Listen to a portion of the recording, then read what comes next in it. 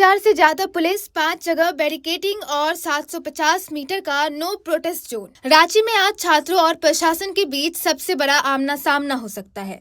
सवाल सिर्फ इतना है कि अपनी मांग लेकर विधानसभा की तरफ बढ़ रहे छात्र वहां तक पहुंच भी पाएंगे या पुलिस की ये कड़ी घेराबंदी उनके मार्च को रास्ते में ही रोक देगी। झारखंड में जेपीएससी और जीएसएससी भर्ती परीक्षाओं में कथित गड़बड़ियों को लेकर चल रहा छात्र आंदोलन अब बेहद अहम मोड़ पर पहुंच गया है। 25 जुलाई से छात्र रांची में आंदोलन कर रहे हैं और अब 10 अगस्त को उन्होंने पुरानी विधानसभा से नई विधानसभा तक मार्च और घेराव का ऐलान किया है। लेकिन छात्रों के विधानसभा पहुंचने से पहले ही प्रशासन ने ऐसा सुरक्षा घेरा तैयार कर दिया है जिसे पार करना आसान नहीं होगा। विधानसभा जाने वाले करीब 13 किलोमीटर के रास्ते पर 5 जगह बैरिकेडिंग की गई। सिर्फ बैरिकेड ही नहीं, कई जगहों पर बैरिकेडिंग के ऊपर कंटीले तार लगाए गए हैं। विधानसभा के मुख्य गेट के आसपास भी कंटीले तारों से घेरा तैयार किया गया है।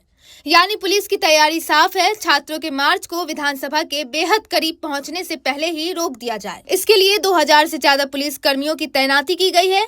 झारखंड पुलिस के साथ आईआरबी और क्यूआरटी की टीमें भी तैनात है। रास्तों पर कई लेयर की सुरक्षा रखी गई है ताकि अगर भीड़ एक बैरिकेड तक पहुंच भी जाए तो उसके आगे दूसरा सुरक्षा घेरा मौजूद रहे। और सबसे बड़ी बात, विधानसभा के 750 मीटर के दायरे में धारा 163 लागू कर दी गई है। इस इलाके में 5 या उससे ज्यादा लोगों के इकट्ठा होने, जुलूस, धरना और प्रदर्शन पर रोक है। विधानसभा से करीब 1 किलोमीटर के दायरे में भी प्रदर्शन और जमावड़े को लेकर पाबंदी लगाई गई है। यही नहीं, जिस रास्ते से छात्र विधानसभा की तरफ बढ़ सकते हैं उस इलाके के स्कूलों को भी बंद रखने की जानकारी सामने आई है। यानी आज रांची में सिर्फ विधानसभा की सुरक्षा नहीं बल्कि पूरे उस रूट को लेकर प्रशासन अलर्ट है जहां से छात्रों के पहुंचने की संभावना है। अब सवाल है कि आखिर ऐसी नौबत आई क्यों? दरअसल जेपीएससी और जीएसएससी की भर्ती परीक्षाओं में कथित अनियमितताओं को लेकर छात्र लंबे समय से सवाल उठा रहे हैं।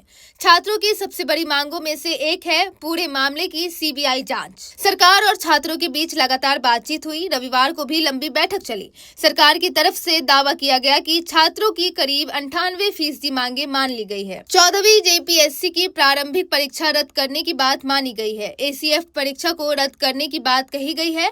एफआरओ परीक्षा में जांच के बाद गड़बड़ी मिलने पर परीक्षा रद्द करने की बात है। टीडीपीएल एजेंसी से जुड़ी परीक्षाओं की जांच और गड़बड़ी मिलने पर कार्रवाई की बात कही गई है। जेएसएससी सीजीएल की दोबारा जांच और भर्ती व्यवस्था में सुधार को लेकर भी सरकार ने हामी भरी है। लेकिन कहानी यही अटक गई है। सीबीआई जांच पर सरकार और छात्रों के बीच सहमति नहीं बन पाई। सरकार का कहना है कि जेएसएससी सीजीएल का मामला कोर्ट की निगरानी में रहा है, इसलिए उसे सीधे रद्द करने का अधिकार सरकार के पास नहीं है। वही छात्र कह रहे हैं कि सिर्फ जांच और कमेटी से बात नहीं बनेगी, वे सीबीआई जैसी स्वतंत्र जांच एजेंसी से पूरे मामले की जांच चाहते हैं। इसी मुद्दे पर बातचीत बार बार अटक रही है और अब छात्रों ने साफ कर दिया है कि जब तक उनकी मुख्य मांगों पर ठोस फैसला नहीं होता, आंदोलन जारी रहेगा। इस पूरे विवाद के बीच जेपीएससी को लेकर एक और बड़ा घटनाक्रम हुआ है। जेपीएससी के 3 सदस्यों अजीता भट्टाचार्य, अनीमा हांसदा और जमाल अहमद ने इस्तीफा दिया है। इससे पहले जेपीएससी के अध्यक्ष एल खियांगती भी इस्तीफा दे चुके हैं। वही मामले में सीआईडी की जांच भी चल रही है और सरकार ने वित्तीय गड़बड़ी सामने आने पर ईडी जांच की बात कही है। लेकिन छात्रों का सवाल अभी भी वही है, जब आरोप इतने गंभीर हैं तो सीबीआई जांच क्यों नहीं? और यही सवाल आज हजारों छात्रों को सड़क पर ला रहा है। News report इंडिया.com।